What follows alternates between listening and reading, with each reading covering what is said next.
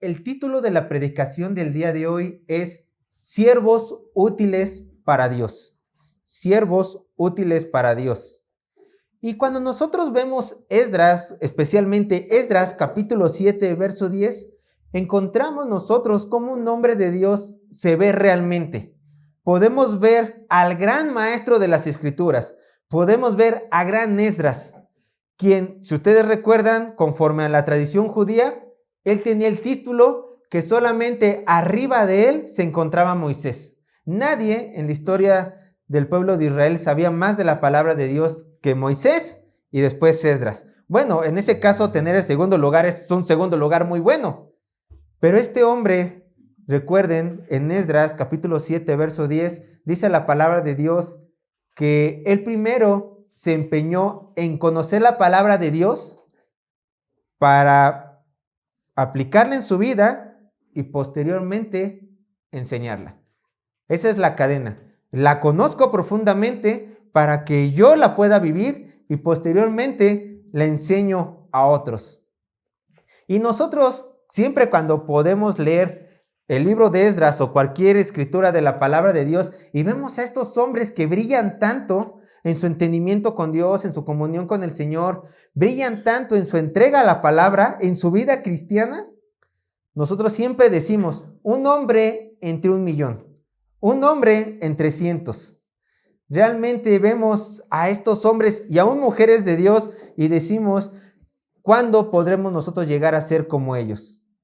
Y sin duda, a lo mejor llegan a nuestras mentes en decir, ellos tenían un don sobrenatural, yo jamás voy a poder vivir como ellos. Ellos tenían un don natural para poder seguir la palabra de Dios.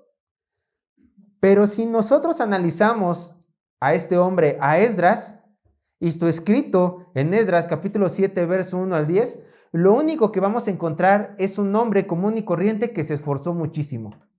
Se esforzó muchísimo en aprender la palabra de Dios, en vivir la palabra de Dios y en enseñar la palabra de Dios. Eso es lo que encontramos en este hombre y lo que también vamos a encontrar en los otros hombres de las Escrituras. Hombres y mujeres comunes y corrientes que con determinación quisieron entregarlo todo para la obra de su Dios. Eso es lo único que vamos a encontrar. Nada de dones sobrenaturales, nada de talento especial. No vamos a encontrar eso. Y yo sé, hermano y hermana, que tú quieres ser como estos grandes hombres de Dios. Yo sé que tú quieres ser como Esdras, entregado a la palabra de Dios. Yo sé que tú quieres ser como María, aún la madre de Jesús, que dice la palabra de Dios, bendita entre las mujeres, y tuvo el privilegio de tener al Cristo en su seno. Sin duda era una persona también entregada al Señor. Si yo te pregunto, ¿quieres ser como estos grandes hombres y mujeres de la Biblia? Yo sé que tú vas a decir que sí. Pero si quieres ser como ellos, hermanos, tienes que tener esto en tu mente. No es una labor imposible. No es una labor titánica, pero es una labor con compromiso y entrega. Una labor que se tiene que estar formando día con día. Es un crecimiento constante. Por eso, el día de hoy veremos 5 características que debemos de cultivar si deseamos ser siervos útiles para la obra de Dios. Veremos 5 características que debemos de cultivar si deseamos ser siervos útiles para la obra de Dios. Y como hoy el día es una predicación temática, simplemente te voy a decir mi bosquejo sin versos bíblicos. Punto número 1, primera característica que debes de tener. Punto número 1, un siervo útil se goza en su Dios. Punto número 1, un siervo útil se goza en su Dios. Punto número 2, un siervo útil pasa tiempo con su Dios. Punto número 2, un siervo útil pasa tiempo con su Dios. Punto número 3 del bosquejo, un siervo útil medita en la palabra de su Dios. Punto número 3, un siervo útil medita en la palabra de su Dios. Punto número 4, un siervo útil edifica la iglesia de Dios. Punto número 4, un siervo útil edifica la iglesia de Dios. Y punto número 5, un siervo útil da a conocer a su Dios. Punto número 5, un siervo útil da a conocer a su Dios. Si tú quieres parecerte a estos grandes hombres de la Biblia, estas grandes mujeres de la Biblia, tienes que esforzarte en pulir estas características en tu vida. Y vamos a analizarlas poco a poco. Punto número 1 del bosquejo. Un siervo útil se goza en su Dios. ¿No les parece curioso, hermanos, que cada vez que compartimos el Evangelio salen en nuestra plática preguntas un tanto interesantes? Unas preguntas realmente son muy locas. Pero por lo general, cuando yo me he encontrado predicando el Evangelio, no ha sido ni una ni dos personas que me dicen lo siguiente. De hecho, me preguntan, me dicen, oye, Sergio, ¿realmente tú eres feliz? ¿Realmente los cristianos son felices? Y añaden esto. Como yo sé que en su Dios les prohíbe cosas, yo no sé cómo ustedes pueden encontrar la felicidad, ya que yo solamente, cuando he leído la Biblia, así me han dicho a mí, cuando yo leo la Biblia, encuentro reglas y prohibiciones. Y hermanos, es el pensamiento de mucha gente de allá afuera. Pero ¿por qué piensan esto? Porque ellos están entregados a entretenimiento y a placeres mundanos. Por eso, cuando les presentamos el Evangelio de Dios, ellos solamente pueden ver reglas y prohibiciones. Ellos dicen, yo jamás voy a poder ser feliz en ese estilo de vida. Yo jamás voy a poder ser feliz con todas estas reglas. Pero ¿por qué ocurre esto, hermanos? ¿Por qué ocurre esto? ¿Acaso a nuestra carne no le gusta el pecado? ¿Por qué el cristiano es feliz en medio de tantas reglas y en medio de tantas prohibiciones? ¿Acaso no nos gusta el pecado? Yo les contesto sinceramente, sí. A todo ser humano le gusta el pecado, incluyendo aún a cristianos. Nos gusta el pecado. Cada uno tiene pecados personales que aún hoy en día nos siguen llamando la atención. A nosotros nos gusta el pecado. Otra pregunta, ¿acaso no nos llama la atención lo que los inconversos muchas veces hacen? Por supuesto que sí, seamos más honestos. Muchas veces hay prácticas de los inconversos que nos siguen llamando la atención hoy en día. Por supuesto. Una siguiente pregunta. ¿No es verdad que el cristiano tiene varias reglas que lo limitan? Claro, claro. Si tú lees tu Biblia, claro que el cristiano tiene varias reglas que lo limitan. Por ejemplo, la palabra de Dios dice, no robarás. Entonces, ¿tú qué tienes que hacer? No robar. ¿Pero qué dice el mundo? Salud. ¿Pero qué dice el mundo? El que no tranza no avanza. Y tú ves a tus vecinos transar, robar, y están avanzando más que tú. Pero tú te sostienes no robando y diciendo, tengo que cumplir la palabra de Dios. O también, a lo mejor dice la palabra de Dios y es verdad, dice, no mentirás. No tienes que mentir. Hay una regla, hay una imposición de parte del Señor. ¿Tú qué dices? Yo por amor a mi Dios no tengo que mentir. Pero ves a tus vecinos o a tus compañeros de trabajo que mienten para ascender de puesto, mienten para salir de un problema y ellos van prosperando y nosotros no. A lo mejor los solteros. También dice la palabra de Dios que nosotros los solteros no tenemos que cortejar a ninguna persona inconversa, que no tenemos que buscar casarnos ni tener una relación sentimental con una persona inconversa. Ahí hay una limitación. De miles de mujeres, de millones de mujeres que hay en el mundo, el Señor dice, tú solamente soltero, soltera, tienes que concentrarte en mis hijas. Hay otra limitación. Esta es una realidad. La realidad es que, humanamente hablando, el cristiano pierde oportunidades por hacerle caso a su Señor y mantenerse firme en su fe, por obediencia a nuestro Señor. Pero entonces, si el cristiano día con día está perdiendo oportunidades, ¿qué es lo que le está motivando a seguir en esta vida llena de reglas? En esta vida llena de limitaciones. Es muy simple, hermanos, es muy simple. El genuino cristiano, aquí hago la diferencia entre alguien que se hace llamar cristiano a un genuino cristiano. El genuino cristiano no ve el mundo lleno de reglas, como los inconversos lo ven. El genuino cristiano encuentra gozo, felicidad, satisfacción en hacer la voluntad de su Dios. Eso es lo que encuentra. Un gozo sobrenatural en hacer la voluntad del Señor sin importar cuál es la circunstancia. Por eso nosotros podemos vivir este tipo de vida. Por eso para nosotros, sí, es la realidad. Encontramos imposiciones, pero para nuestro bien. para nuestro propio beneficio. Y nos gozamos en estas normas, en estas leyes que el Señor nos ha puesto. ¿Por qué? Porque le glorificamos y así nosotros podemos caminar a la imagen de nuestro Señor Jesús. Pero ¿qué pasa con nosotros? Encontramos gozo. Vean lo que dice Juan capítulo 15, verso 11. Para el inconverso, tú les dices, ama a tu mujer, no le seas infiel. Al inconverso tú le dices, honra a tu padre y a tu madre. ¿Y qué va a ser lo primero que hará? ¿Por qué yo tengo que hacer eso? ¿Por qué yo tengo que serle fiel a mi esposo o a mi esposa si me ha tratado mal?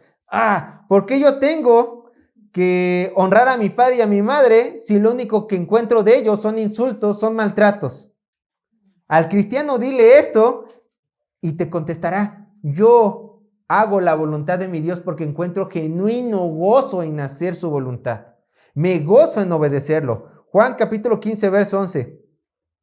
Estas cosas os he hablado. Escuchen, para que mi gozo esté en vosotros y vuestro gozo sea cumplido. ¿Te acuerdas a este texto? ¿Quién te pone el gozo en tu vida para que tú puedas vivir esta vida cristiana? El Señor. El Señor pone este gozo en ti. Y si tú no disfrutas la ley de Dios es porque el Señor no ha puesto este gozo en ti. Y si el Señor no ha puesto este gozo en ti es que no eres un genuino cristiano. El genuino cristiano se goza en las cosas de su Dios. Y esta es una característica que todo hijo de Dios tiene que pulir. El gozo en él. Primera de Pedro, capítulo 1, verso 8 al 9. Primera de Pedro, capítulo 1, verso 8 al 9.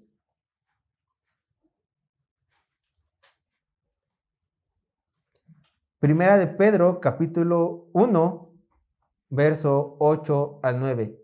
Dice así la palabra de Dios.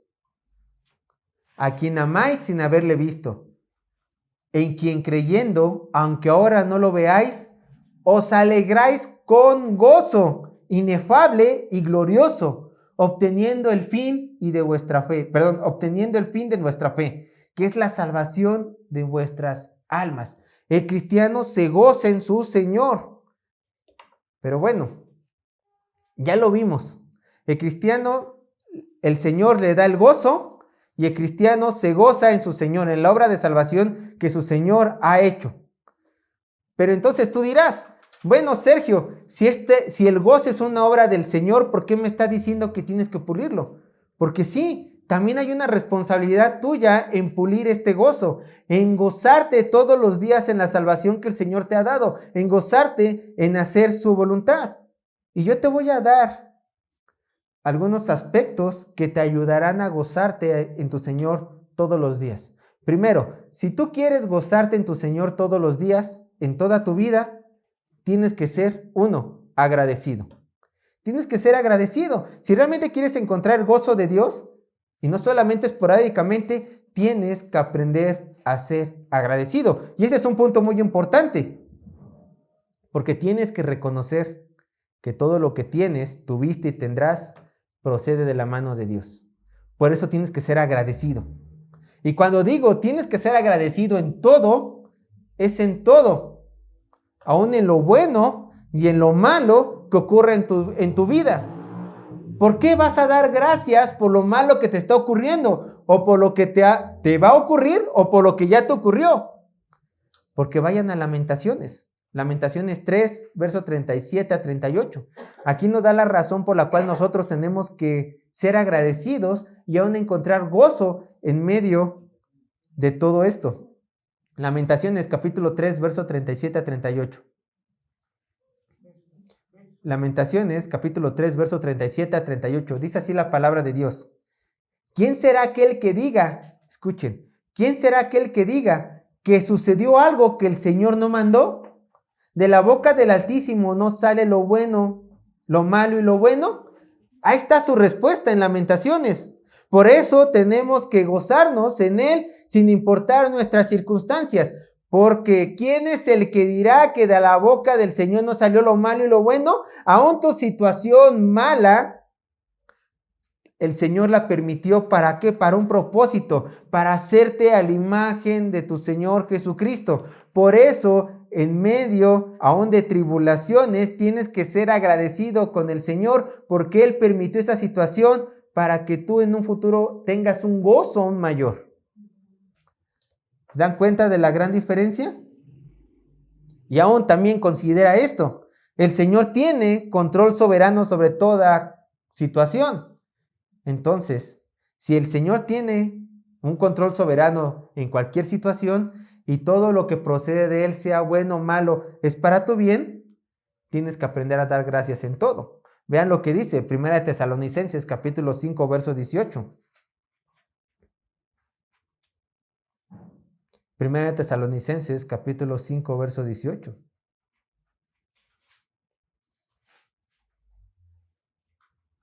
Primera Tesalonicenses, verso 5 y 18, dice así la palabra de Dios.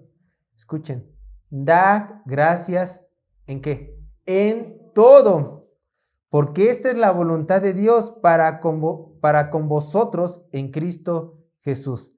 Dad gracias en todo. Entonces el cristiano tiene que caminar toda su vida, todos los días, mirando al cielo y siempre diciendo, gracias Señor, por todo lo que me has permitido vivir y aún me permitirás vivir. Si tú no aprendes a dar gracias en todo, sin importar lo bueno o lo malo, tú nunca vas a poder cultivar gozo en tu vida. Siempre vas a ser un cristiano quejón. Siempre, siempre, siempre. Y desgraciadamente, eso se ve en tus ojos. El desánimo se ve en tus ojos. La angustia se ve en tus ojos. Y esto no es lo que quiere el Señor. ¿Qué es lo que quiere el Señor? Dad gracias en todo. Eso es lo que el Señor espera en ti. Y lo dice como una orden, está en imperativo. Dad gracias. Tú tienes que dar gracias. Es una orden. Bueno, también hay otro punto. Si quieres ser agradecido, si también quieres tener gozo en tu corazón, no solamente tienes que ser agradecido, también tienes que aprender a poner tus ojos en Cristo. Entonces, si quieres tener gozo, 1, tienes que ser agradecido y 2, tienes que aprender a poner tus ojos en Cristo. Vean lo que dice Hebreos capítulo 12, verso 2. Hebreos capítulo 12, verso 2.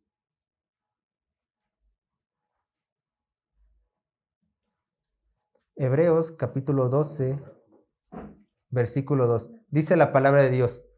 Puestos los ojos en Jesús, el autor y consumador de la fe.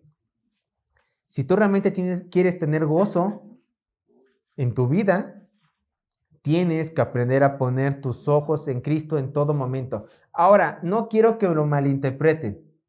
Con esto no estoy diciendo que vas a voltear al cielo y vas a ver cómo las nubes se abren y vas a decir, vi a Jesús, mis ojos están puestos en Él. Un día se te ocurre, por las fiestas, por algo, comer muchos tacos, comer mucho pozole, y que un día soñaste con alguien que tú creías que era Jesús y dijiste, Sergio, puse mis ojos en Jesús porque lo vi en un sueño. A esto no me estoy refiriendo, para nada. Eso fue un sueño. Y lo que se te abran los cielos, no creo que te pase nunca, realmente. No creo, así que no esperes eso. Entonces, ¿qué es poner los ojos en Jesús? Es colocar todo lo que tenemos en su persona. Es nunca perder el rumbo en nuestra fe, porque nuestra esperanza, sueños, anhelos se encuentran puestos en Él. No en tu carro, no en tu trabajo, no en tu familia, no en tus hijos. Todo lo que tienes se encuentra ¿en dónde? En Él. Por lo tanto, siempre lo estás viendo a Él, porque ahí reposa todo. Además, también poner los ojos en Cristo es reconocer que aunque te falten padre, madre, hijos, nietos, trabajo, esposo, esposa, casa, alimento, hermanos, hermanas, ponle ahí en la lista, con que te falte todo lo que te puede faltar. Tu Salvador, quien dio la vida por ti, nunca te dejará y siempre, siempre te acompañará en medio de valles de sombra y de muerte. Siempre. Pero tus ojos, ¿dónde están? En Cristo. Enfrente de ti. Y Él diciendo, ven, porque te espero en mi reino. Y tú caminando obediente dices, sí, no me importa que me falte, yo tengo que ser agradecido con Él, tiene que haber gozo en mi corazón y pongo mis ojos ¿en quién? En el autor y consumador de la vida, lo vimos en Hebreos 12. Yo te sigo, Señor, sin importar mi situación. Y te doy gracias porque tú estás enfrente de mí. Eso, hermanos, si tú aprendes a ser agradecido y a poner tus ojos en Cristo, el gozo nace solo, créanme. El gozo nace solo, porque nunca te verás desamparado y siempre sabrás que Cristo está a tu lado. Punto número 2, hermanos. Si tú quieres ser un siervo útil para la gloria de tu Dios, tienes que aprender a pasar tiempo con Dios. Tienes que aprender a pasar tiempo con Dios. Y y esto no quiero que suene algo muy espiritual. O sea, sí, pero solamente ve las relaciones que tienes a tu alrededor. No es verdad que entre más tiempo pasas con cualquier persona, tus lazos con esa persona se estrechan más. No es verdad que si pasas más tiempo con tus hijos, el lazo con tus hijos se estrecha más, o con tus amigos, o con tu cónyuge. Es una realidad. Entre más tiempo pasas con las personas que te rodean, más cercano te haces con esas personas. ¿Por qué? Porque empiezas a aprender a cómo piensan, a cómo actúan, empiezas a interesarte en sus gustos y en los tuyos. Es una realidad. Y lo mismo pasa con el Señor. Entre tú más tiempo pases con el Señor, más vas a aprender de Él y más te vas a involucrar con Él. Así que no hay gran misterio, simplemente es pasar más tiempo con el Señor. Yo te pregunto esto. Bueno, aquí si yo quiero ser un siervo útil para el Señor, tengo que pasar más tiempo con el Señor. A lo mejor tú dirás, creo que paso el tiempo suficiente con mi Dios. Pero yo te pregunto, ¿tú conoces de forma íntima a tu Dios? No digo de forma superficial. Por ejemplo, puedes decir, yo conozco a Andrés Manuel López Obrador por la tele. No, pues qué padre, ¿no? Es nuestro presidente. Pero ¿lo conoces de manera íntima? ¿Te ha invitado a Palacio Nacional? ¿Conoces a sus hijos? ¿Te ha presentado a su esposa? A eso me refiero. Cuando digo de manera íntima, ¿tú conoces de forma íntima a tu Dios? Es decir, ¿realmente te puedes llamar amigo de Dios como Abraham tiene ese título? ¿Pasas tiempo con tu Dios como lo pasarías con un amante? ¿Te interesan los deseos de Dios porque Él es querido para ti? ¿Puedes describirme qué es lo que Dios quiere? ¿Puedes decirme qué es lo que Dios odia? Es más, ¿puedes decirme qué es lo que Dios quiere para tu vida? ¿Qué es lo que Dios espera de ti personalmente? Bueno, si no puedes contestar estas preguntas, déjame decirte que hay tiempo para que te arrepientas. Mientras sigas respirando, puedes arrepentirte y puedes correr con todas tus fuerzas a pasar tiempo con el Señor. ¿Para qué? Para conocerlo. No es pérdida de tiempo, es para conocerlo y estrechar lazos con nuestro Creador. Quizás tú no hagas esto porque no sabes cómo. Te voy a dar algunos puntos para que estreches lazos con tu Creador. Punto número 1. La oración. Uy, Sergio, ya vas a empezar. Es que es así la vida cristiana. Así la vida cristiana. El que la complique es uno, pero es simple. Es simple. Si tú quieres pasar tiempo con tu Creador, tienes que pasar tiempo en oración con tu Creador. ¿Qué es la oración? La oración es plática con tu Dios. Es platicar con tu Dios. ¿Cómo tú vas a hablar con tu Dios? Con la oración. ¿Cómo Dios te va a hablar a ti? ¿Con un sueño? ¿Con una visión? Audiblemente, no. Dios te va a hablar a ti por medio de la escritura, por medio de la lectura de la palabra de Dios. Hay un dicho que a Alejandro y a mí nos encanta, es de Steve Lawson. ¿Quieres oír la voz de Dios? Lee la Biblia en voz alta. Ahí está. Aquí está. Pero, primeramente, chiste es de que tú conozcas a Dios. Dios ya te conoce. Aquí chiste es de que tú conozcas a tu Dios. Entonces, pasa tiempo con Él orando. Pasar tiempo con Él orando. Y desgraciadamente aquí es donde muchos hombres y mujeres fallan. Podrán leer mucho la Escritura, pero oran poco. Pero para Jesús nunca fue poca cosa esto. Al contrario, el hombre perfecto buscaba tiempos para pasar tiempo con su Dios. Vayan conmigo a Marcos capítulo 1, verso 32 al 37. Vamos a irlo desmenuzando esto poco a poco. No tan profundo, pero poco a poco. Marcos capítulo 1, verso 32 al 37. Esto que estamos a punto de leer es el inicio del ministerio de nuestro Señor Jesucristo. Y aunque fue el inicio del ministerio de nuestro Señor, no quiere decir que tenía poco trabajo. Al contrario, Recuerden, nuestro Señor los 3 años que estuvo, de sus 30 a sus 33 años, siempre estuvo muy, muy ocupado. Marcos capítulo 1, verso 32 al 37. Marcos capítulo 1, verso 32 al 37. Dice así la palabra de Dios. Escuchen. Cuando llegó la noche, luego que el sol se puso, le trajeron todos los que tenían enfermedades y a los endemoniados, y toda la ciudad se agolpó a la puerta. Y sanó a muchos que estaban enfermos de diversas enfermedades, y echó fuera muchos demonios, y no dejaba hablar a los demonios porque le conocían. Detengámonos aquí. Jesucristo estaba iniciando su ministerio. Jesucristo sí sanaba, y sanaba muchísimo. ¿Pero por qué sanaba? Porque en Isaías decía que él iba a llevar las enfermedades de su pueblo. Por eso, una evidencia de que él era el Mesías era que tenía que sanar a las personas, imponiendo manos con su palabra, para que todo Israel se diera cuenta que él era el Mesías. Pero bueno, ¿en qué le ponía principalmente atención nuestro Señor Jesucristo? No a sanar. ¿A qué? A predicar. Entonces vemos que el Señor Jesucristo toda la tarde se la pasó predicando, enseñando la palabra de Dios. Eso agota. Enseñar agota. Hablar en público agota. Pero después en la noche, ¿qué hizo? Algo que igualmente es agotador. ¿Se acuerdan cuando una mujer que tenía fluido de sangre tocó el manto de Jesús y Jesucristo dijo, ¿de mí ha salido poder? Bueno, aquí constantemente de nuestro Señor Jesucristo, que era humano, 100% hombre, estaba saliendo constantemente poder de él, poder de él. ¿No creen que estaba cansado? Predicando toda la tarde, sanando enfermos toda la noche. Él en estos 3 años fue la persona más cansada del mundo. Él no le dijo a la ciudad, porque una ciudad se agolpaba en la puerta. No le dijo, esta noche no, estoy cansado. Él dijo, tengo que trabajar. A eso vine. Todos los enfermos. Y sin duda, aún había más enfermos esperando. Quizás sus discípulos le tuvieron que decir a Jesús, Jesús descansa. Quizá Jesucristo, conociendo el trabajo que el otro día, dijo, mañana continuamos. Bueno, cualquiera de las dos son razonables, ¿cierto? Jesucristo como hombre tenía que descansar. Y uno puede decir, bueno, tuve un día agotador, descanso lo suficiente para mañana continuar con lo mismo. ¿Qué vemos que hacía Jesús? Escuchen. Levantándose muy de mañana, verso 35, Marcos 1:35.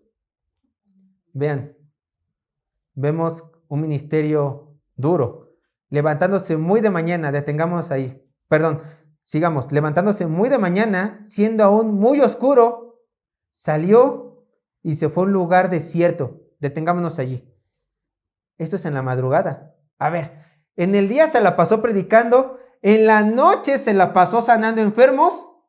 Y en la madrugada, ¿cuántas horas de sueño les gusta? ¿3, 4 horas de sueño? En la madrugada, mientras aún era oscuro, ¿qué hizo Jesús? Se fue a un lugar desierto, ¿a qué? Y allí oraba. Oraba. Después de trabajar, ¿qué hacía? Oraba. ¿Por qué? Porque él entendía que tenía que pasar tiempo con su Padre. Él entendía que necesitaba hacer lazos con su Dios. Y uno puede decir, bueno, pero Jesucristo era hombre perfecto, 100% hombre y 100% Dios. No tenía que estar orando todo el momento. Ese es un pensamiento pecador. Es que yo no tengo que estar orando todo el tiempo. No. Tienes que estar orando todo el tiempo. Si Jesucristo lo hizo, teniendo la comunión perfecta con el Padre, tú cuanto más pecador tienes que hacerlo. Y fíjense, ¿qué pasó después? Verso 36. Y le buscó Simón y los que con él estaban. Y hallándole le dijeron, todos te buscan. Escuchen esto. Para pasar tiempo con su Padre, ¿qué hacía Jesucristo? Se le escapaba a sus discípulos. ¿Por qué Pedro le dijo, todos te buscan? Señor, ¿acaso no entiendes que esta ciudad tiene mucha necesidad de tu palabra y de curar enfermos? ¿Dónde estás? ¿Por qué estás aquí solo perdiendo el tiempo? Y Jesús, sin duda, diciéndole a Pedro, Pedro, perder el tiempo es... ¿Tú crees que estoy perdiendo el tiempo cuando estoy hablando con mi Padre? Sin duda, esto es algo tremendo, una gran enseñanza. La oración jamás va a ser pérdida de tiempo. Es que tengo que trabajar o tengo que orar. Sé como Jesús, trabaja y en la madrugada ora, aunque te cueste horas de sueño. Pero Jesucristo jamás comprometió su tiempo con su Padre. La ciudad puede esperar. Los enfermos siempre van a ver. Gente necesitada de la palabra de Dios encontramos por montones. Pero lo que Jesucristo necesitaba y lo que tú necesitas y lo que yo necesito y lo que todo cristiano necesita es estrechar lazos con su Padre en oración. Pasar tiempo con Él en oración. Entonces, si quieres pasar tiempo con tu Padre, 1, ora. 2, sé consciente de la presencia de tu Dios. ¿Quieres pasar tiempo con tu Padre? 1, ora. 2, sé consciente de la presencia de tu Dios. ¿Cuál es la forma de ser consciente de la presencia de tu Dios? Hermanos, déjenme decirles una cosa. Es buena, es muy buena, es muy buena. Es muy bueno el hábito de pasar tiempos a solas con nuestro Señor específico. Como por ejemplo las hermanas que oran en la madrugada aquí en la iglesia, que han dispuesto un horario fijo para orar, es bueno, es muy bueno. Es muy bueno que tú tengas tus tiempos de oración personal. Es muy bueno, tiempos específicos. Pero si tú aumentas el orar en todo momento, eso es mejor. ¿Por qué? Porque bueno, tienes un tiempo para con tu Dios y está bien.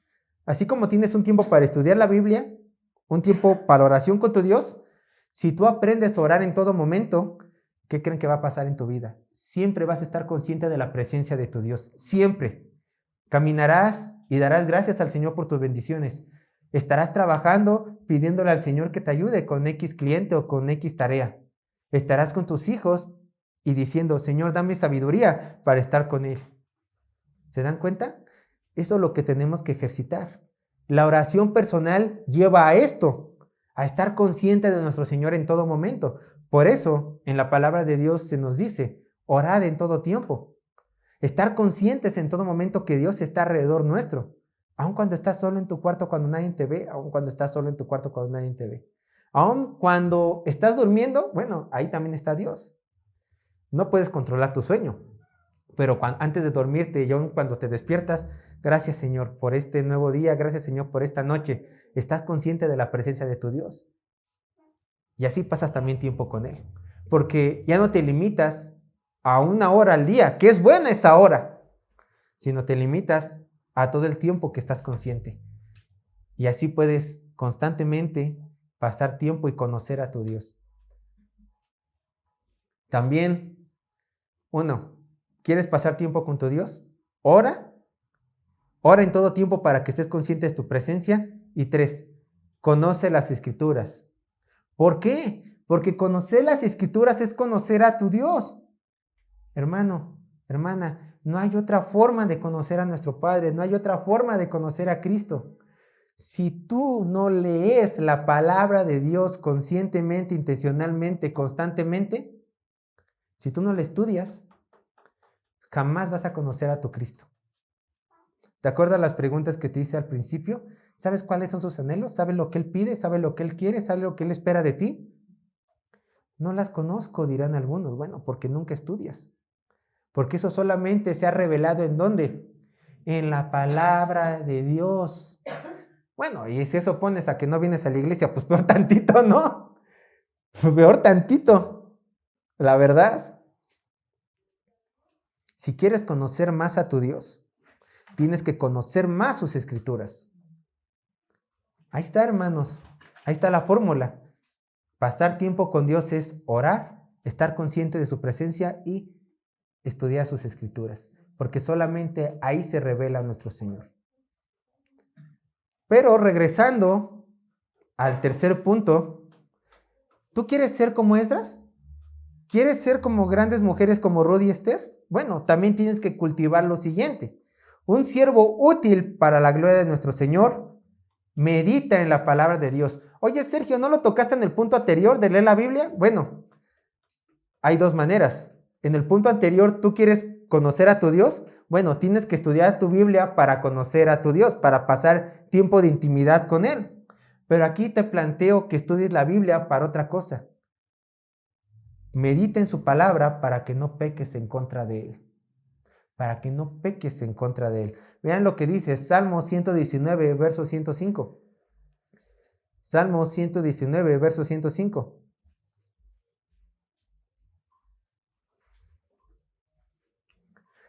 Salmo 119, verso 105. Dice así la palabra de Dios. Una vez más, Salmo 119, verso 105. Vean lo que dice. Lámpara es a mis pies tu palabra y lumbrera a mi camino. Bien, entonces estudio la palabra de Dios para conocer a mi Dios, para que yo haga una relación íntima con Él, pero también estudio la palabra de Dios ¿para qué? Para saber cómo vivir esta vida que solamente está llena de oscuridad, para que la palabra de Dios sea lámpara a mis pies y así pueda llegar a mi destino, que es el reino de los cielos, como santo y sin mancha. Porque solamente por medio de esta palabra, que es lámpara en medio de oscuridad, podrá mantenerme puro, limpio y consagrado a Él. ¿Se dan cuenta? Entonces la palabra de Dios tiene un doble propósito. Por eso también es conocido como la espada, ¿no? Pero, fíjense hermanos, esto es muy importante. Ustedes, si leen el libro de Reyes, el libro de Crónicas del Antiguo Testamento, vamos a encontrar algo muy curioso, y así también en toda la Biblia. ¿Qué es lo que diferencia entre un hombre malo y un hombre bueno? ¿Qué es lo que diferencia en el Antiguo Testamento entre un rey malo de Israel o de Judá y un rey bueno de Israel o de Judá? Muy simple, su entrega y su obediencia a la palabra de Dios. Yo les voy a poner dos ejemplos de un rey bueno y de un rey malo. Vean, un rey malo, pues los dos van a ser de la tribu de Judá, del reino de Judá del sur. Roboam. Vayan conmigo a Segunda de Crónicas, capítulo 12, verso 14. Segunda de Crónicas, capítulo 12, verso 14. Segunda de Crónicas, capítulo 12, verso 14. Por cierto, dato curioso, también se dice que Crónicas fue escrito por Esdras. Así que Esdras Esdras fue un gran hombre de la palabra de Dios. Segunda de Crónicas, capítulo 12, verso 14. Vean lo que dicen de Roboam, de este rey de Judá. Escuchen, Segunda de Crónicas, capítulo 12, verso 14. Dice así la palabra de Dios. E hizo lo malo porque no dispuso su corazón para buscar a Jehová. Ahí está. Ahora vayan a Segunda de Crónicas, capítulo 19, verso 3. Este es un rey también de Judá, Josafat. Segunda de Crónicas, capítulo 19, verso 3. Pero vean lo que ahora dice de Josafat. Segunda de Crónicas, capítulo 19, verso 3. Dice, pero se han hallado en ti buenas cosas, por cuanto has quitado de la tierra las imágenes de acera, y has dispuesto tu corazón para buscar a Dios. A ver, hermanos, ¿cómo se busca a Dios? ¿Cómo alguien puede encontrar a Dios? Por medio del estudio diligente de la palabra de Dios. Roboam era malo porque no dispuso su corazón para buscar a Dios por medio de las Santas Escrituras. Y Josafat era buen rey porque él sí dispuso su corazón a buscar a Dios por medio de la revelación escrita. ¿Se dan cuenta la gran diferencia? Tú vas a pecar más cuando te separes de la palabra de Dios. Tú vas a hacer más la voluntad de Dios en santidad cuando te acerques más a la palabra de Dios. Entre más tiempo estés involucrado en las Santas Escrituras, más vas a hacer a la imagen de Cristo y Dios va a decir, este sí está haciendo mi voluntad y este no está haciendo mi voluntad. ¿Por qué? Porque inconscientemente vas a santificarte e inconscientemente vas a pecar, dependiendo el lado de la balanza que escojas, dependiendo el camino que escojas, estudiar o no estudiar la palabra de Dios. Y eso te conviene, ¿Por qué? Porque yo creo que si estás aquí, estás santificándote, te hace llamar cristiano, tu deseo es ser imagen de Cristo, ¿verdad? Vean lo que dice 2 de Timoteo capítulo 3. 2 de Timoteo capítulo 3, versos 16 y 17. 2 de Timoteo capítulo 3, versos 16 y 17. Por eso me sorprende de gente que se hace llamar cristiana y que nunca estudia la Biblia. Es que vamos al reino de los cielos. Ahí solamente van a entrar personas que son a la imagen de Cristo. Y vean lo que dice 2 de Timoteo capítulo 3, versos 16 y 17. Dice, toda la escritura es inspirada por Dios y útil para redarguir, para corregir, para instruir en justicia, a fin de que el hombre de Dios sea perfecto, enteramente preparado para toda buena obra. Por eso tienes que estudiar la Biblia. ¿Quieres ser perfecto, preparado para toda buena obra? ¿Quieres ser instruido, redarguido? ¿Quieres conocer la justicia de Dios? ¿Quieres ser, en pocas palabras, a la imagen de Cristo? Estudia tu Biblia. Porque toda escritura es inspirada por Dios y útil en todo esto que les acabo de decir. La gente que descuida su estudio de las escrituras, descuida su comunión con Dios, no refleja que no está interesado en crecer a la estatura del varón perfecto. Y eso trae consecuencias a su vida. Tanto así que Dios puede decirle, siervo útil o siervo inútil por no conocer mi voluntad. El punto número 4 que yo les quiero mostrar, la cuarta característica, si es que tú quieres ser un siervo útil para la obra del Señor, es que el siervo útil edifica la iglesia de Dios. Hermanos, en el libro de Esdras y también en los profetas Ageo y Zacarías, vemos la gran importancia que Dios le da a la construcción de su templo. ¿Por qué? Porque en el templo de Dios, en tiempo de Esdras, en tiempo de Zorobabel, Ageo, Zacarías y de Josué, ¿se acuerdan? La primera caravana que se les mandó a reconstruir el templo de Dios, vemos que era el lugar donde el Señor permitía a su pueblo que le adoraran y que por medio de esa casa, de esas 4 paredes, de ese templo, la gloria de Dios creciera para con su nación y así su santo nombre fuera exaltado. Aún si recordamos, vamos aún más atrás en la construcción del primer templo, vemos que con David, cuando David dijo, se va a construir el templo, yo no lo voy a construir, pero mi hijo lo va a construir, Salomón, donen para la construcción del templo físico. Notamos que en la palabra de Dios, todas aquellas personas que donaron fueron puestas en la palabra y aún fueron reconocidos que el pueblo de Israel dio más de lo que tenía. Tanto así que mismo David tuvo que decir, suficiente, ya fue suficiente. Ya con esto basta y sobra para construir el templo físico de nuestro Dios.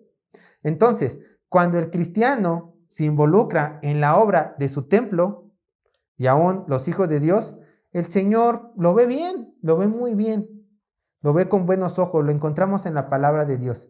Pero yo en estos momentos no me estoy refiriendo a que si tú quieres ser un siervo útil para edificar la iglesia de Dios, no me estoy refiriendo a las 4 paredes.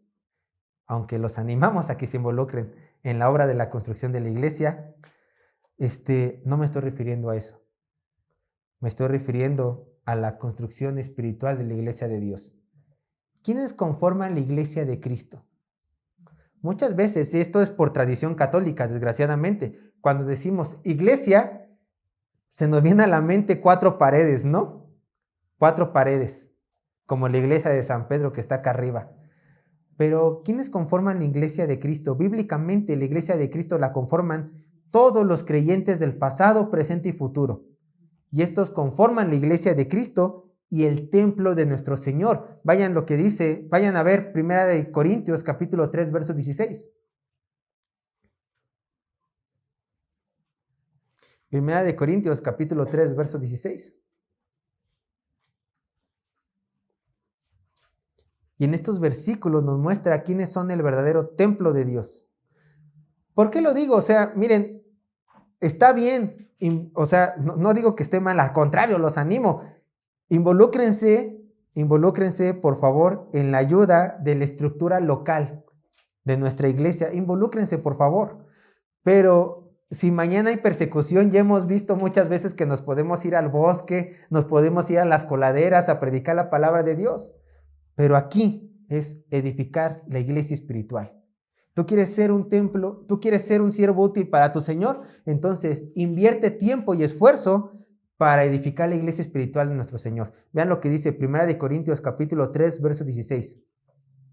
¿No sabéis que sois templos de Dios y que el Espíritu de Dios mora en vosotros? Si alguno construyera el templo de Dios, si alguno destruyera el templo de Dios, Dios le destruirá a él, porque el templo de Dios, el cual sois vosotros, santo es. Y vean lo que dice Romanos capítulo 12, verso 4 al 5.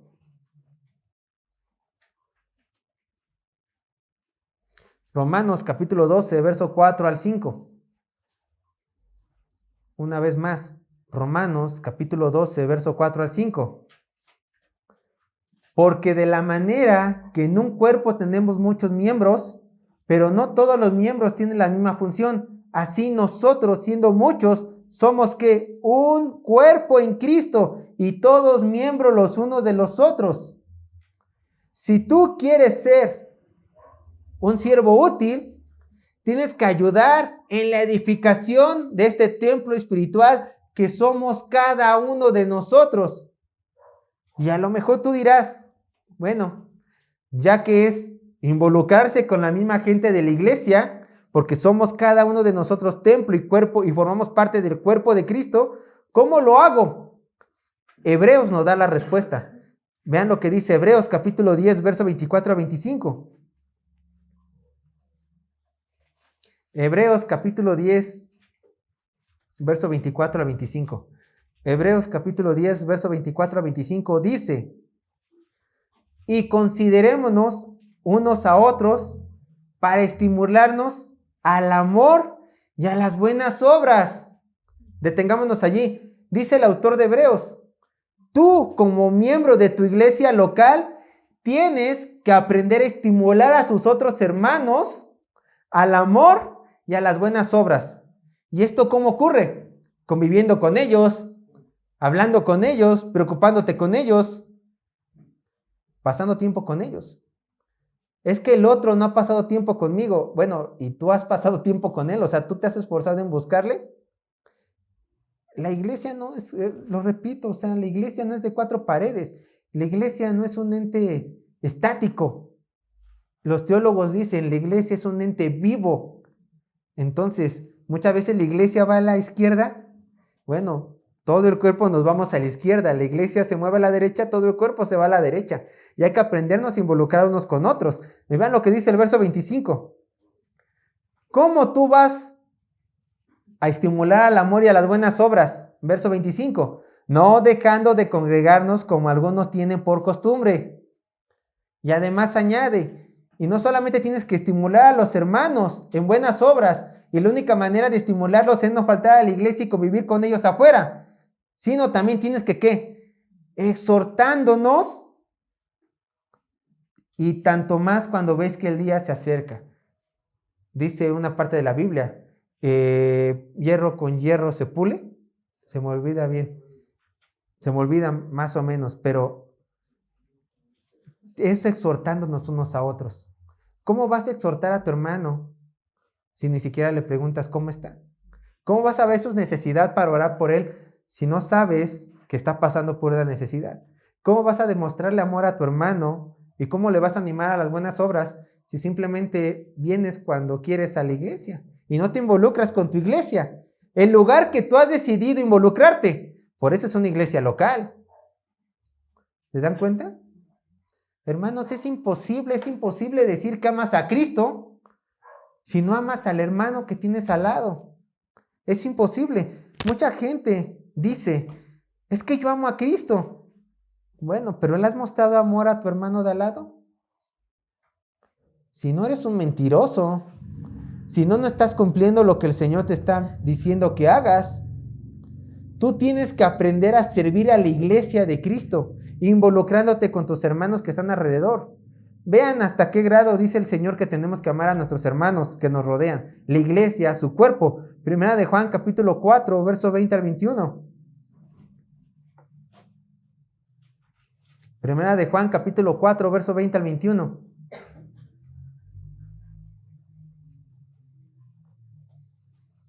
Primera de Juan, capítulo 4, verso 20 al 21. Estas son duras palabras de nuestro Señor Jesucristo, y ruego al Señor que este saco no nos quede. Ruego al Señor. Primera de Juan, capítulo 4, verso 20 al 21. Dice, si alguno dice, yo amo a Dios y aborrece a su hermano, es mentiroso. Pues el que no ama a su hermano, a quien ha visto, ¿cómo puede amar a Dios a quien no ha visto? Y nosotros tenemos este mandamiento de él. El que ama a Dios, ame también a su hermano. ¿Dices que amas a Dios y te cae gordo tu hermano de al lado? Dice el Señor, eres un mentiroso y no me amas. Porque si me amaras, amarás a tu hermano que forma parte de mi cuerpo, dice Cristo. Por lo tanto, no me amas. ¿Se dan cuenta? Pero una vez más, el amor, ¿qué se hace? Te nace muchas veces, gloria a Dios que te nazca, pero en la mayoría de nosotros se ejercita. El amor ágape, el amor incondicional, es una entrega voluntaria total, es una decisión personal. Y el Señor te ha llamado a ti, hijo de Dios, a entregarte voluntariamente a tus hermanos de la fe. Es que el hermano no me saluda. Pues tú salúdalo. Es que el hermano no se quiere involucrar conmigo. Bueno, busca, insiste. No seas odioso, pero insiste, ¿no? Ve la forma de involucrarte con la iglesia local. Igual, ¿no? Como en la evangelización, cuando le decían a la esposa, una vez la esposa de Park Washer estaba evangelizando a unas mujeres y que le dicen, hermana, esas mujeres se acercan a ella y le dicen, tengo duda de lo que usted predicó, estaba predicando la Gran Comisión. Y la esposa de Park Washer, que es muy firme, le dice, a ver hermana, a ver hermanita, ¿qué parte de ir no has entendido? ¿Qué parte de ir no has entendido? Bueno, aquí lo mismo. ¿Qué parte de involúcrate con tu iglesia? Convive con el hermano, háblale al hermano, pasa tiempo con el hermano. No has entendido. ¿Qué parte de salúdalo, convive, involúcrate con ellos? No has entendido. ¿Se dan cuenta? Entonces, voluntad. Tienes que hacerlo. Porque si no amas a tu hermano, ¿qué dice el Señor de ti? Eres un mentiroso. Porque no lo amas a él entonces. Porque si realmente le amaras a él, amarías a su iglesia, que es su cuerpo, el cuerpo de Cristo. Así que los animo, hermano. ¿Quieren ser a la estatura? Esdras, pusimos el ejemplo, el gran maestro de Israel. Es más, subo el estándar a lo que estamos llamados. ¿Quieres ser a la imagen de Cristo? Ama a la iglesia de Cristo. Ama a la iglesia por la cual Cristo vino a morir por ti. Quinto punto. ¿Quieres ser un siervo útil? ¿Realmente quieres ser un siervo útil? Bueno, si quieres ser un siervo útil, da a conocer a tu Dios. Tienes que darlo a conocer. Por un lado, estás edificando el templo de Cristo, la casa de Dios. Estás involucrándote con el cuerpo de tu Señor, conviviendo, animando, exhortando cuando conoces algún pecado de un hermano que se puede cubrir en amor, claro está, confrontando aun cuando no se puede cubrir en amor, viendo sus necesidades. Este es un lado, pero hay otro lado, ir con los inconversos, que también son parte de la iglesia de Cristo. Y si amas a los que ya están en estas cuatro paredes, tienes que también amar a esas personas que son tus hermanos, pero que aún no han llegado al redil de Cristo. Entonces, ¿quieres ser útil para tu Señor? Tienes que dar a conocer a tu Señor allá afuera, valientemente, esforzándote. La evangelización, hermanos, desgraciadamente ya ha sido algo que los cristianos en la actualidad hemos pasado por alto. ¿Por qué? No sé. ¿Pereza? ¿Nos gana el entretenimiento? ¿Pena? Es una realidad, algo está pasando en los corazones de los cristianos. Pero esta evangelización tiene que volverse a entronar en nuestros corazones como Cristo la llama. La gran comisión. Ya no solamente compartir en el evangelio. Tú tienes una gran comisión. Y tienes que involucrarte en esta gran comisión. Y tienes que ser valiente, salir a las calles y compartir el mensaje de Cristo. esforzándote. Y no me vengas que no tienes tiempo. ¿Por qué? Porque lo puedes hacer, aún en la fila de las tortillas. Muchas veces son pretextos humanos, pero tenemos que compartir el evangelio para traer a redil esas ovejas perdidas, a estos nuestros hermanos, que han sido predestinados, pero falta que alguien les comparte el evangelio. Tal vez alguno diga en su corazón, pero me faltan conocimiento. Yo déjame decirte que siempre les he dicho, no es falta de conocimiento. Desde el primer momento que tú te vuelves cristiano, ese mismo día tú puedes salir a evangelizar. Y sabes más porque conoces a Cristo que aquel doctorado en filosofía, luchador social, feminista, amigue del mundo. Claro está, tú sabes más. Porque tú puedes decir, conozco a Dios, te lo quiero presentar. Ya con eso, ya no necesitas explicarle más. Claro que con el estudio vienen más bendiciones, ¿no? Un mejor argumento, porque tenemos que defender nuestra fe. Pero tú, primeramente, tienes que dar la gran comisión. ¿Y saben por qué es triste que el cristiano hoy en día ya no sigue evangelizando? Solamente ve la condición del mundo. Solamente ve a México. Dices en las noticias, ¿no? Que el narcotráfico ya ha estado acaparando más lugares en todo México, hay más delincuencia y eso lo vemos, hay más maldad. Y déjame decirte una cosa, esto es nuestra culpa, es tu culpa y es mi culpa, porque no hemos salido a predicar el evangelio como se debe. Esta es la realidad. No culpes a tu gobierno. Bueno, hay una responsabilidad porque el gobierno tiene que salvaguardar la nación, ¿no? Pero si todo está yendo de mal en peor, es porque cristiano no ha sabido ser sal y luz al mundo. A lo mejor alguien puede decir, pero Sergio, ¿acaso la palabra de Dios no dice, y que acaso Jesucristo no dijo que todo el mundo irá de mal en peor? ¿Que la maldad aumentaría? Claro, pero por favor no te excuses de esa profecía que va a ocurrir, que está ocurriendo, de tu responsabilidad personal de ser sal y luz al mundo. ¿Cómo? Compartiendo el evangelio de Cristo a todas las personas. Porque déjenme decirles, cada vez que gente, una persona, se ha comprometido con compartir el evangelio, primeramente, santo a su Dios, como Esdras, ¿no? Aprender la palabra de Dios para vivir la palabra de Dios. Y cuando él vive la palabra de Dios, va a predicar el evangelio. A través de la historia hemos visto que grandes cosas han ocurrido. Naciones pecadoras se han vuelto cristianas, en su mayoría, y ha habido un cambio, una regeneración en esa sociedad. Por un tiempo, claro, porque la maldad va aumentando, pero esa persona pudo haber dicho, ya hice mi trabajo, Señor, llévame. No sé si tú puedas decir lo mismo, yo no sé si yo pueda decir lo mismo. Ya cumplí con lo que me corresponde de la gran comisión. Bueno, tenemos que cumplir, tenemos que decirlo, tenemos que hacerlo. No seamos como Moisés. Es que Señor, no puedo hablar, porque el Señor nos dirá. ¿Y quién le dio boca? ¿Y quién le da lengua a las personas? ¿Acaso yo no puedo hacer hablar a los mudos? ¿No puedo darle vista a los ciegos? No pongamos este tipo de pretextos. Recuerden, esas características no están aisladas, todas se conjuntan, todas y cada una de ellas, porque vean lo que dice la palabra de Dios. Y por eso digo que es nuestra responsabilidad. Romanos capítulo 10, verso 14 al 15. Romanos capítulo 10, verso 14 al 15.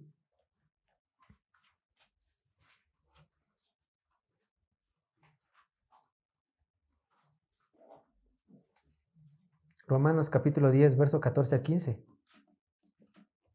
Dice así la palabra de Dios. Romanos capítulo 10, verso 14 al 15. ¿Cómo pues invocarán a aquel en el cual no han creído? Y vean, es una cadena. ¿Cómo pues invocarán a aquel en cual no han creído? ¿Y cómo creerán en aquel de en que no han oído? ¿Y cómo irán sin haber quien les predique? ¿Y cómo predicarán si no fuesen enviados? Como está escrito, cuán hermosos son los pies de los que anuncian la paz, de los que anuncian buenas nuevas, ¿Qué creen, hermanos? Ustedes ya han sido enviados, no por mí, sino por el Señor, por la gran comisión. Entonces, si estas personas se están perdiendo de la bendición de seguir a Cristo, es porque ustedes no han querido salir. Es la realidad. Esa es la realidad. Entonces, por eso, cuando México vemos, o el resto del mundo, que se está pudriendo, es porque, repito, no hemos sabido ser sal y luz a este mundo, predicando valientemente el Evangelio. Yo no quiero que sean los luchadores sociales. Yo no les estoy pidiendo que hagan una organización para decirle al gobierno en qué está mal. Bueno, como ciudadanos podemos hacerlo, pero eso es secundario. Yo quiero que ustedes digan, necesito cumplir con mi parte de la gran comisión. Y solamente es que predicar el Evangelio, cueste lo que me cueste. Claro, con sabiduría, claro. Pero necesitas hacerlo, tú, yo, todos. Y desgraciadamente esto es algo que hemos olvidado. Hermanos, hemos visto el día de hoy 5 características para ser siervos útiles a nuestro Señor. 1, hemos visto que si queremos ser siervos útiles a nuestro Dios, necesitamos gozarnos. 2, pasar tiempo con Él. 3, meditar en su palabra. 4, edificar la iglesia unos a otros. Y 5, dar a conocer a nuestro Dios por medio de la evangelización. No hay otra forma.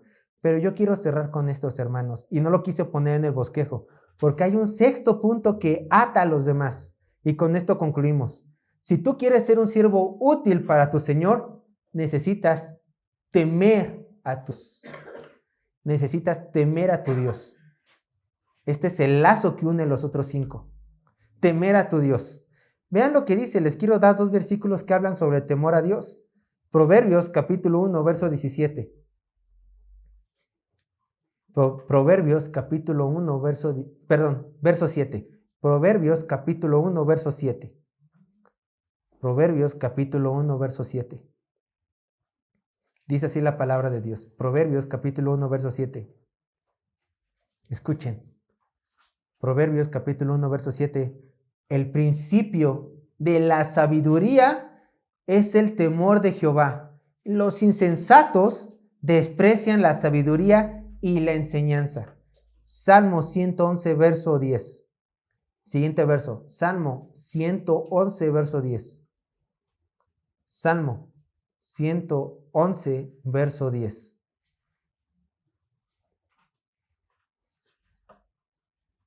Salmo 111, verso 10. Dice así la palabra de Dios. Salmo 111, verso 10. El principio de la sabiduría es el temor de Jehová. Buen entendimiento tienen todos los que practican sus mandamientos. Su loor permanece para siempre.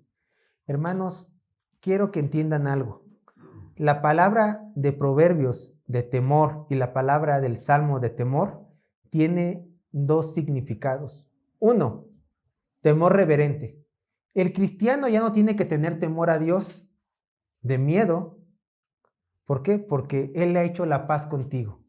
Su Hijo murió en tu lugar y tú has aceptado ese sacrificio. Has dado tu vida a Cristo, te has sometido a Él, entonces tienes que tener un temor reverente a tu Padre, como si se lo tuvieras a tu papá natural, alguien que está arriba de Él. Es un temor reverente, un temor lleno de amor, un temor lleno de agradecimiento. Tú cumples su voluntad de Dios, ¿por qué? Porque le amas y porque le temes. Es un temor reverencial. Pero hermanos, no se equivoquen. Cuando la palabra de Dios nos dice, el temor de Dios es el principio de la sabiduría, también se está diciendo de terror, miedo. A ver, Sergio, me está diciendo que yo no tengo que temer a Dios porque ya me adoptó, porque Cristo ya dio su vida por mí, y ahora me está diciendo que sí le temas. Sí. ¿Por qué? Porque recuerda tu lugar en la mesa. ¿Eres hijo? Claro, pero eres adoptado. Eres un hijo adoptado. En amor, por supuesto, pero ¿quién es el que te adoptó? Yo te lo recuerdo. Es el Todopoderoso, es el Señor de señores, es Jehová de los ejércitos, es el que no tomará por inocente a culpable, es el que da justo juicio, es el que condenará, es el que puede realmente matar el alma, es el Todopoderoso. Es quien agarra al Leviatán con las manos y ni siquiera ese gran monstruo puede contenerse. Es Él quien va a mandar a atar a Satanás en su momento. O bueno, dependiendo de la postura escatológica, ya lo ató. Pero el chiste es de que todos hacen la voluntad de este ser poderoso. Y cuando te acercas a Él, no es con la actitud de papito, no. Padre, Señor, entiendo mi lugar en la mesa. Por favor, ayúdame a santificarme. ¿Por qué? Porque desgraciadamente el cristiano llega a una familiarización con Dios.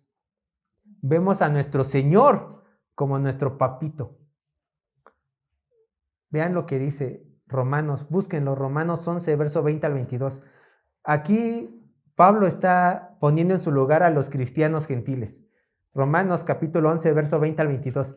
Por lo visto, los cristianos gentiles de Roma se estaban exaltando sobre los cristianos judíos y aún sobre el pueblo judío, diciendo, ellos fueron desechados, ellos fueron menospreciados, y había un sentido de orgullo, pero un orgullo pecador, pecaminoso, en los cristianos gentiles de Roma. Y Pablo escribe las siguientes palabras, y siguen siendo duras, son para hoy en día para nosotros. Romanos capítulo 11, verso 20 al 22. Por eso, después de leer estas palabras, examina tu vida. Ve lo que dice. Romanos 11, verso 20 al 22. Bien, por su incredulidad fueron desgajadas, pero tú por la fe estás en pie. Está hablando aquí de los judíos, que fueron hechos a un lado, fueron desgajadas. La rama judía fue hecha a un lado. Bien, por su incredulidad de los judíos fueron desgajadas esas ramas, pero tú por la fe estás en pie. Bien, gentil. No te ensoberbezcas, sino que teme, ten miedo. Escucha, verso 21. Porque si Dios no perdonó a las ramas naturales, a ti tampoco te perdonará. Mira pues la bondad y la severidad de Dios. La severidad ciertamente para con los que cayeron, pero la bondad para contigo. Si permaneces en esa bondad, pues de otra manera tú también serás ¿qué? Cortado. Dice Pablo, no se equivoquen cristianos gentiles, están por mera gracia en el olivo que es Cristo. Teme, camina en santidad, porque si las ramas que el pueblo judío para ellos era la promesa y Cristo, nuestro Señor, no dudó en quitarlos, cortarlos por su pecado, tú que eres injerto, vete con cuidado, teme a Dios. Hermano, no es que pierdas la salvación, es que tiene que haber un temor reverente en todo lo que hagas en santidad. Es que tienes que recordar quién es tu Padre. Es que tienes que saber por qué estás viviendo esta vida cristiana. Es que te tiene que quedar claro por qué quieres ser útil para la obra de tu Dios. Porque le estás sirviendo al soberano, quien, sin importar tu pasado, te permitió sentarte en tu mesa. A ese le estás sirviendo. Y quien por gracia le puedes llamar Padre y puedes entrar a su trono cuando tú quieras, por supuesto. Pero siempre recuerda tu lugar. Y lo repito, no es tu papito, es tu Padre, es tu Señor. Y camina con esa reverencia. Y ten gozo, por supuesto. Gloríate en Él. Convive con Él, por favor. Involúcrate con tus hermanos en la iglesia. Ve a la gran comisión y el otro punto que vimos. Pero siempre con el temor a Dios. Oremos.